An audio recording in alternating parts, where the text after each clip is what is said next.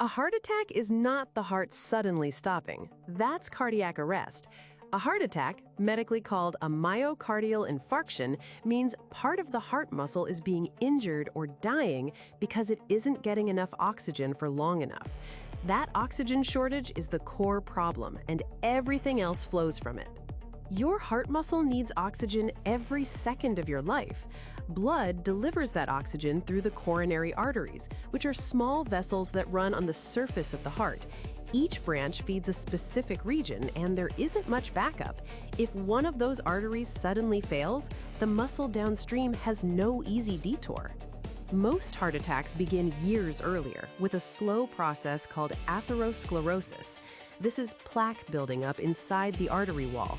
It starts when the artery lining gets irritated by things like high blood pressure, smoking, high LDL cholesterol, diabetes, and chronic inflammation. Cholesterol slips into the wall, immune cells move in, and over time, a plaque forms. Importantly, this plaque grows within the wall itself. It can be dangerous even if it doesn't cause a major narrowing. That's where a common myth breaks down. People imagine an artery gradually clogging until blood can't get through. In reality, many heart attacks come from plaques that were only mildly narrowing the artery the day before. The danger isn't just size, it's stability. The moment a heart attack actually starts is when a plaque surface suddenly breaks. This can happen by rupture, where the cap tears, or by erosion, where the surface layer wears away. Either way, blood is suddenly exposed to material it reacts to aggressively. Platelets rush in, stick together, and a clot forms within minutes. At the same time, the heart often spasms and tightens, making the blockage worse. If that clot severely reduces or stops blood flow, oxygen delivery drops. Within seconds, the heart muscle weakens. Within minutes, the electrical system becomes unstable, which is why dangerous rhythms can happen early. After roughly 20 to 40 minutes, depending on conditions, heart muscle cells begin to die. Hours later, the damage spreads. This is why doctors say time is muscle. Reopening the artery quickly saves heart tissue and lives. You may hear the terms STEMI and NSTEMI. Both are heart attacks. A STEMI usually involves a near-complete blockage of a major artery. An NSTEMI often involves a partial blockage or smaller branches. The pattern looks different on an ECG, but the underlying problem is still oxygen deprivation and muscle injury. Not all heart attacks follow the classic plaque and clot story. Sometimes an artery clamps down in a severe spasm.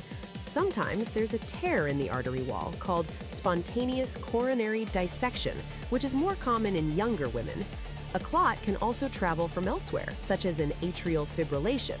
And in some cases, the arteries look mostly open on angiography, a situation called minoca, which includes several different mechanisms. There's also something called a supply-demand mismatch. If the heart suddenly needs much more oxygen or the blood can't carry enough, injury can occur even without a primary clot.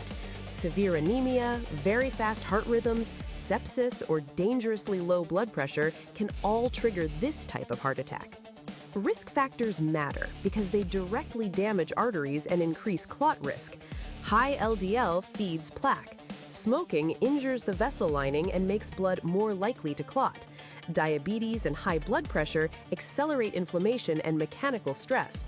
These aren't abstract risks, they change artery biology over time. Finally, many people die during a heart attack not just from muscle damage, but from fatal heart rhythms or sudden pump failure. That's why symptoms matter. Chest pressure, shortness of breath, nausea, sweating, jaw or arm pain, or sudden unexplained fatigue can all be warning signs. If a heart attack is possible, call emergency services immediately. Acting fast is what turns survival into recovery.